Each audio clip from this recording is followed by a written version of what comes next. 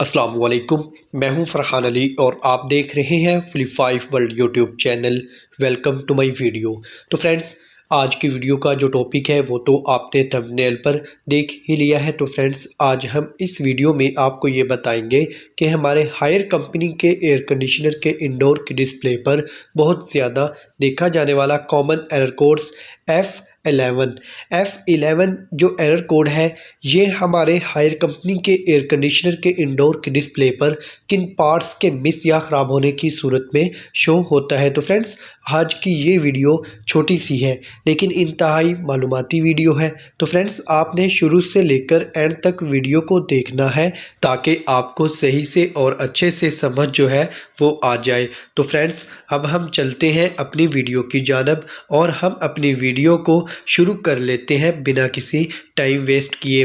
तो फ्रेंड्स, अगर आपके घर में या आपके ऑफिस में हायर कंपनी का एयर कंडीशनर जो है ये लगा हुआ है और आपको इसके इंडोर की डिस्प्ले पर एरर कोड F11 देखने को मिलने लग गया है ना, तो फ्रेंड्स, जो इसका फॉल्ट है वो है outdoor unit PCB kit AP room error faulty. इसका मतलब ये हुआ कि हमारे एयर कंडीशनर के अंदर जो आउटडोर यूनिट होता है, इस आउटडोर यूनिट के अंदर जो PCB किट लगी होती है, फ्रेंड्स, इस PCB किट के अंदर ही ये जो चिप है, ये जो डिवाइस है हमारी AP रूम, ये मौजूद होता है। फ्रेंड्स, इसकी जो पिक है वो मैंने डिस्प्ले पर लगा दी है ताकि आपको इसे पहचानने में आसानी हो जाए। फ्रेंड्स, अब आपको इसे चेक करना है कि इसमें प्रॉब्लम क्या है और वो भी मैं आपको तफसील से समझा देता हूँ कि आपको कौन कौन से पार्ट्स को चेक करना होगा जिससे आपको इसके फॉल्ट का मालूम हो जाएगा।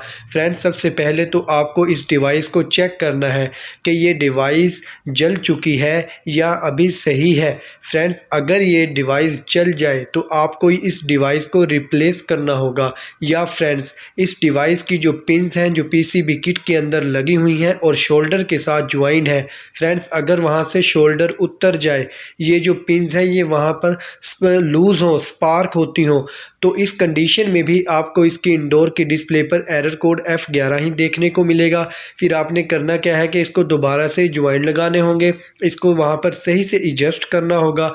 तो इस तरह अगर जली होगी तो रिप्लेस करना है, अगर लूजिंग होगी तो आपको उसे ज्वाइन लगाने होंगे। जब आप इस तमाम जो पार्ट्स मैंने आपको बताए हैं इन्हें चेक कर लेंगे, जो फॉल्ट आपको मिलता है आपने उसे रिपेयर करना है। इस तरह आप इसके इंडोर की डिस्प्ले से एरर कोड F11 को रिमूव कर पाएंगे।